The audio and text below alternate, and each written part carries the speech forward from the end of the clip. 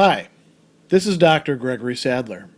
I'm a professor of philosophy and the president and founder of an educational consulting company called Reason.io, where we put philosophy into practice. I've studied and taught philosophy for over 20 years, and I find that many people run into difficulties reading classic philosophical texts.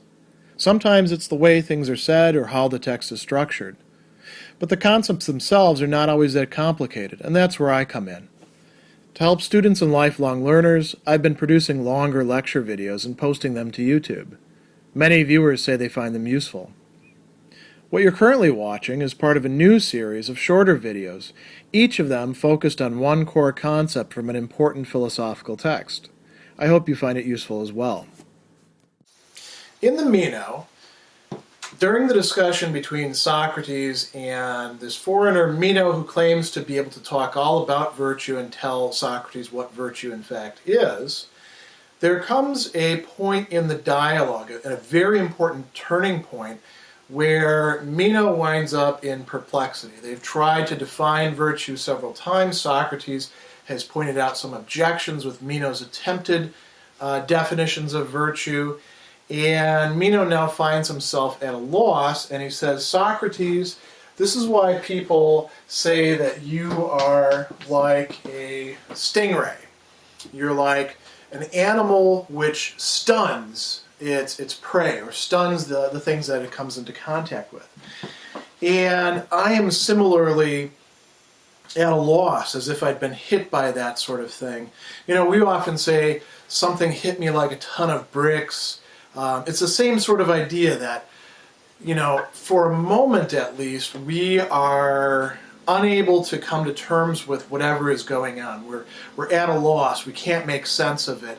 We thought that we knew what was going on, and now we find that we're not able to give a coherent account that we thought we were able to do before. So what we become aware of is an inability, and we feel it as a loss because we think that we had some sort of capacity and then somebody else took it away from us.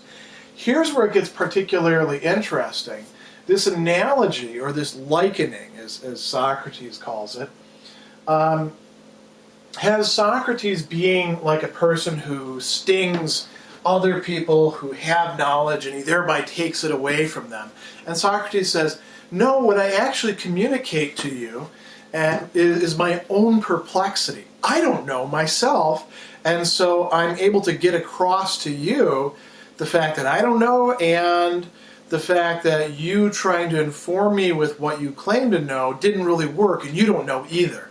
So it's a way of Socrates communicating a state of nescience, a state of awareness of one's own lack of knowledge, one's own ability to produce some sort of coherent, systematic, covers-it-all account of whatever the phenomenon is. And so Socrates says, look, I myself don't have knowledge. This is revealing to you your own lack of knowledge. And the question now that we have to ask is this a bad thing or a good thing? And that really depends on your perspective and your point of view. If you view being able to talk, whether you actually know what you're talking about or not, about some phenomenon as the good thing, and somebody else comes along and shows you up and says, well, you can't answer questions, you can't coherently argue for whatever it is that you're advancing, you really don't know what you're talking about. If somebody comes along and does that, then you feel that they've taken something away from you. It's a bad thing.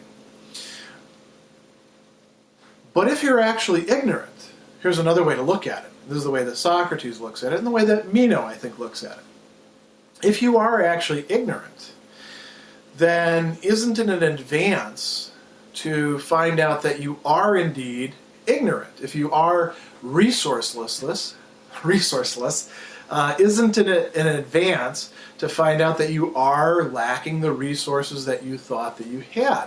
You can only go out and acquire knowledge if you don't already think that you know it.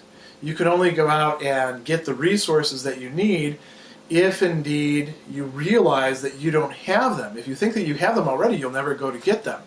We could put this in terms of other things. You won't start exercising and getting your body stronger until you realize that you actually have a need for it. If you feel that you're already strong enough, well, then you don't need to do anything additional. And then when it comes time to actually use your body, or use your resources, or use your knowledge, you find out that you can't actually do it, that you don't measure up, that what you thought you had, you're actually missing. So Socrates is actually doing a very good thing for Meno, and all the other interlocutors by extension, who he is communicating with, who he's showing, look, you say this, but you actually are wrong about that. You say that you know that X is Y, but it turns out that X isn't Y. You say that you have some sort of capacity or skill, but when you're actually put to the test, you don't have that. Now you can go out and actually do that. So you could think of this as sort of a harsh medicine rather than just an attack. A harsh medicine that takes away from the person something that they thought that they had, but actually just reveals that they never had it in the first place.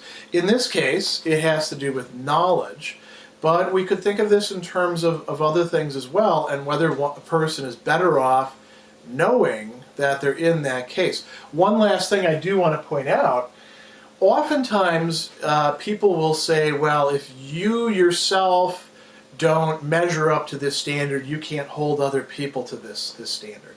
And so, in moral terms, people will often say, look, if you're not a moral person yourself, you don't get to criticize other people's morality or their choices or their bad habits or anything like that. And is that something that could be objected to this? Socrates is willing to admit that he himself does not know, that he himself is perplexed. That's what he says he communicates to the other person. He gets it across to them that not only is Socrates perplexed, and Socrates is a pretty smart guy, but that person is also perplexed. They don't know what they think they know, what they're talking about, what they perhaps are an expert in. Does Socrates have to possess some sort of knowledge in order to be able to do this? And the answer is no. We can, in fact, realize our own lack of knowledge, our own ignorance about things, provided that we don't suffer from other intellectual difficulties like stubbornness or foolishness or obstinacy or things along those lines, pride. So Socrates is actually doing something here that, he, like I said, he's going to do in many other dialogues. This is part of the Socratic method. This is a really key point in the dialogue where Meno is getting it. It's painful for him to get it. It feels bad, not just in a sense of perhaps getting a headache or embarrassment, but it really bothers him that he thought that he knew what he was talking about, and turns out that he's not able to make sense of it with another person. This is a key part of Socratic inquiry, and it prepares us for being able to carry on further inquiry. We clear away the ground of what we thought we knew but don't actually know, so that we can now build up something that we actually can say we know.